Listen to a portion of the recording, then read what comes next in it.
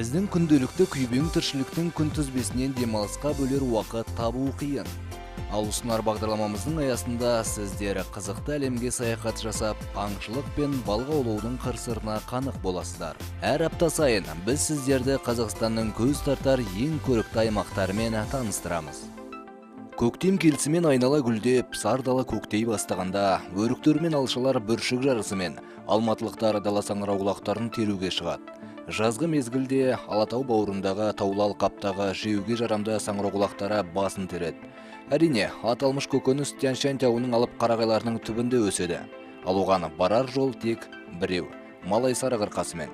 Дәл осы маңайдан даланың ақ саңырауқұлағын табуға болады. Егерде құрғақшылық болса, жолым болар деп үміттенудің қажеті жоқ. Жаңбыр саңырауқұлақтарға өмір сыйлайды.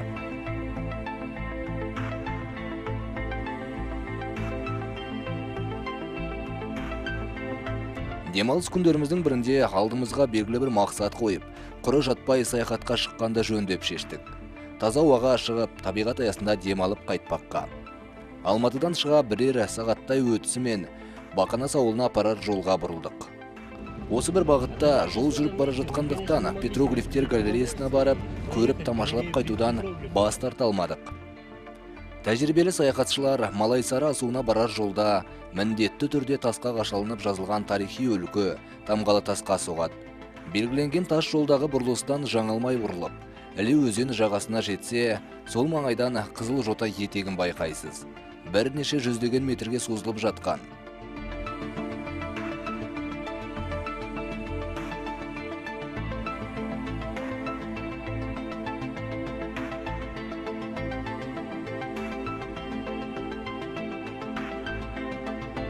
Сол жоталардың бірі ерекше бөліне шығып, үлкен саңлау жасап тұр. Бұл жерге жиі келетін тасқа өрмелеушілер әлгі бөлек жартасты саңлауды айлақ деп атап кеткен. Әр жылдағы көктемгі мезгілде қар ери салысымен осы аралыққа келіп, палаткаларын жайып, әлгі жартасқа өрмелеп өз тәжірибелерін шыңдайды.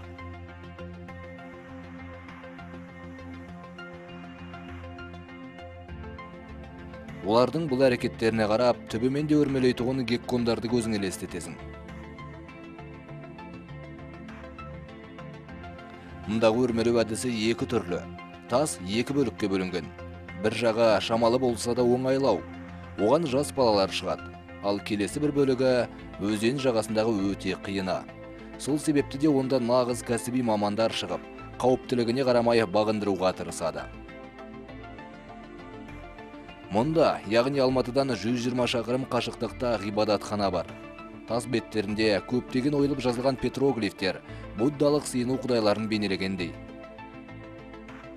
Археологтар ұзақ жыл осы бір бейнелерді зерттеп, мыңнан аса анық көрінетін тасқа ойылған петроглифтерді анықтады.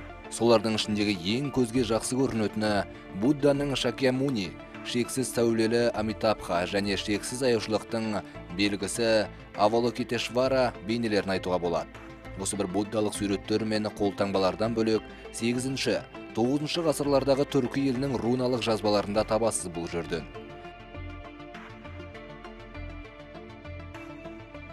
Ғалымдардың айтуынша 10 ғасырларда буддалық дін өкілдері өз дінін насихаттап, жетісу жеріне келген деген пікірде. Аңызға сенсек, жойқын жер сілкінісі болып, үлкен жартастың тастары бөлініп кеткен. Осы бір белгіні буддалықтар Индияға қайту белгісі деп, өз елдеріне оралған.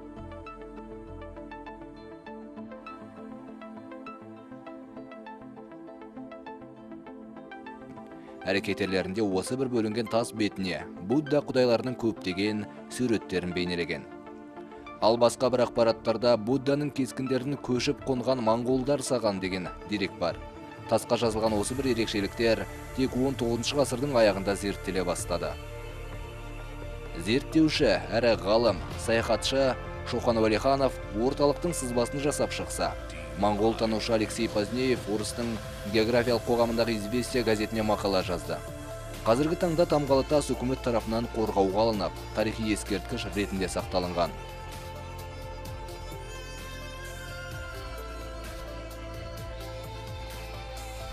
Италиялық археолог Рената Сала былай деп жазыпты. Тамғалы тас өте сирек монумент. Бұл қасиетті Будда храмы. Мұнда сыйыну мен медиациялар жасаған. Тамғалы тастағы бейнелерге ұқсас суреттер Қырғызстан, Қытай, Пәкістан және Будда отаны Индияда көп кездеседі.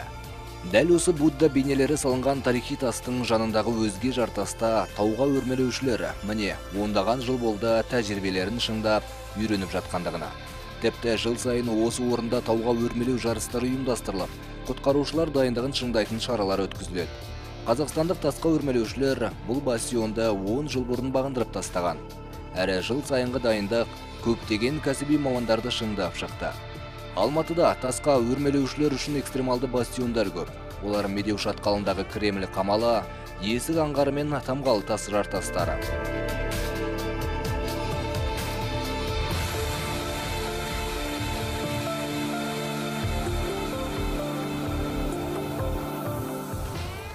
Осы бір аумақ, балық аулауды жақсы көретін адамдардың да сүйікті орны. Тыныштықты қалаған жандар осы бір Іле өзенінің жағасына келіп, палаткаларын тігіп, еркін демалып қайтады. Бірақ дәл қазіргі уақытта аңшылық пен балық аулауға тыйым салынғандықтан біздер Саңырауқұлаққа шықтық.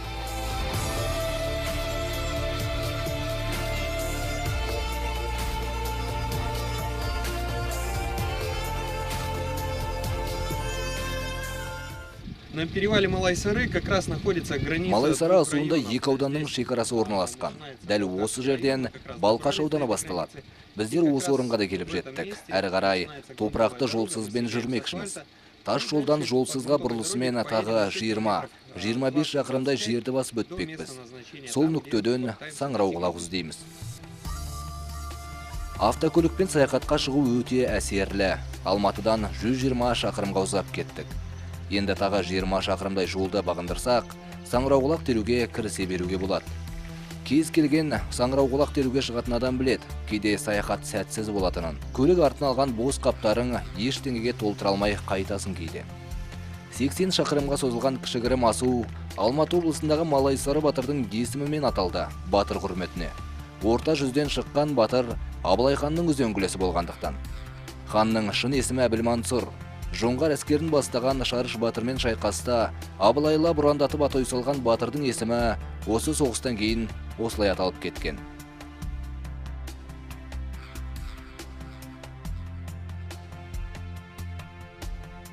Географиялық тұрғыдан айтсақ, асу теңіз мөлшерінен 1200 метр биіктікте жатыр. Асу сардалада созылып жатқандықтан бетіндегі сан түрлі өсімдіктері мен көк шөбіне орай тау деп те аталмайды. Жай ғана кішігірім жота Саңырауқұлақтары өте көп өскен.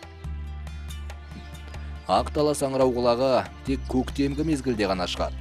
Ал еліміздің оңтүстігінде сәуір айының соңы мен мамыр айының басында жер бетіне өніп шығады.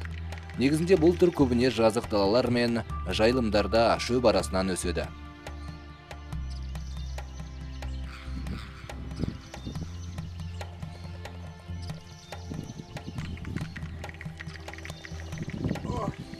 Вот он растет наш степной красавец. Міне, енді өсіп келе жатыр біздің Саңырауқұлақ. Сюда приехали. Қазір мен оны жұлып алайын. Міне, өте кішкентай ақ Саңырауқұлақ. Еще совсем маленький. Егерде осы бір Саңырауқұлақ ешкімнің көзіне түспей өсе берсе, басындағы қалпақшасы жайылып, 25 сантиметр диаметрге дейін үлкен боп шығады. Қалың әрі дәмді болғандықтан жеуге өте жарамды Саңырауқұлақ түрі. Оның құрамындағы ақуыз мөлшері 15%-дан 25%-ға дейін болады. Оның құрамындағы осы бір пайдалы заттарына қарап, көптеген көкөністерден асып түсетіндіктен етті тағамдар қатарына жатқызамыз.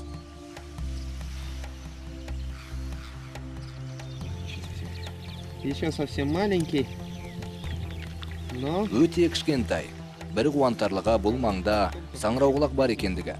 Малайсары асуында Саңырауқұлақ өте көп. Міне өздеріңіз көріп отырған кішкентай көкөніс сөзіміздің дәлелі. Тағы іздеп көрелік. Кішкентайлығына қарап жаңбырдың жаумағанына біраз болғандығын байқаймыз. Мүмкін тағы табылып қалар. Бұл көкөніс түрін тұздап, маринаттап, тіпті қуырып жеуге болады. Бірақ бүгін бізге Саңырауқұлақ жеуге мүмкіндік болар емес. Өйткені бізге дейін отандастарымыз тазалап кеткен сияқты жайылымды.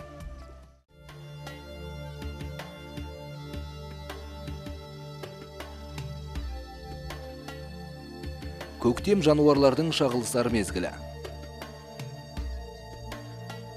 Дала тасбақалары ұзақ уақытты қысқы мерзімнен ойна бастаған. Ұйқыларынан оянып, сар далада еркін кезе бастаған. Көзімізге жиі түсіп, басып кетем бе деп алаңдайсың. Мына біреуіне қарап, қаншама ғасыр бұрынға айдаһардың кішірейген түріме деп ойланасыз. Саңырауқұлаққа шыққан саяхатымызда көптеген қызықтарға куә болдық.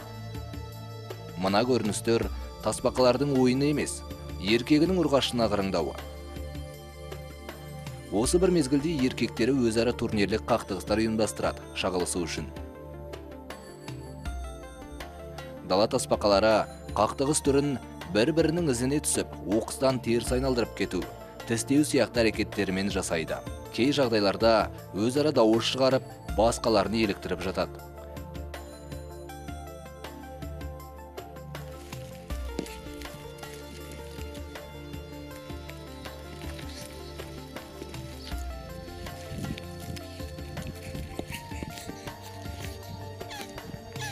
Тасбақаның жайбасарлығын көзге елестетер жандар үшін мына көріністер мүлде басқалай болды.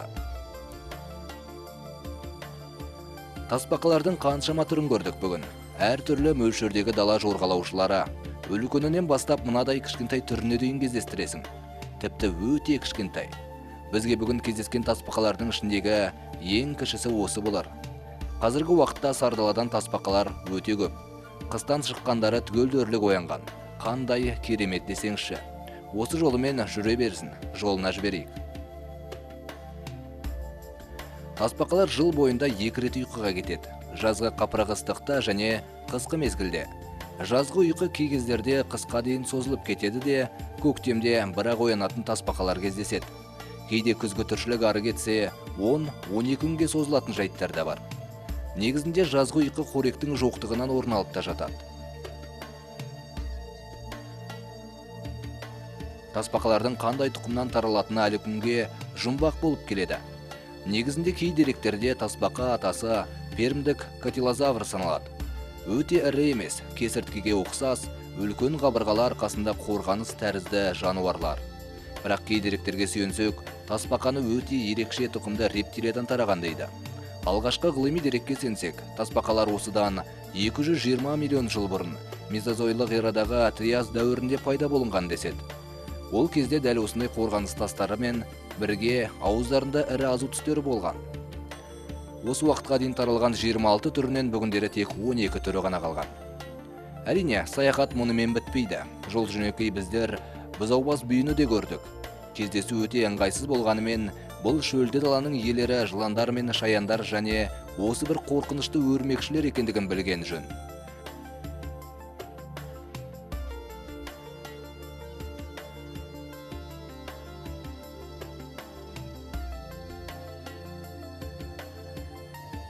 Бұзаубас бүйілер өте ірі өрмекші түріне жатады. Орта азиялық бұл бүйілер үлкендігі 5-7 сантиметрге дейін жетеді.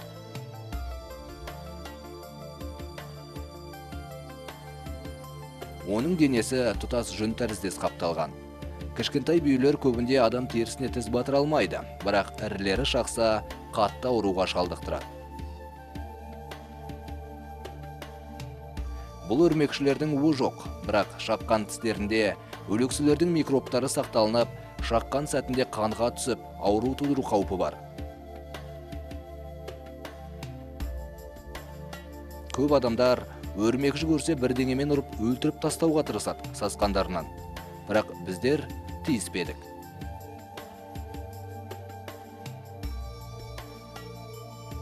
Осылайша саяхатымызды аяқтап, қалаға түн ауа жеттік. Саңырауқұлақ термесек те табиғат аясындағы демалысымыздың әсерімен керемет көңіл күйде.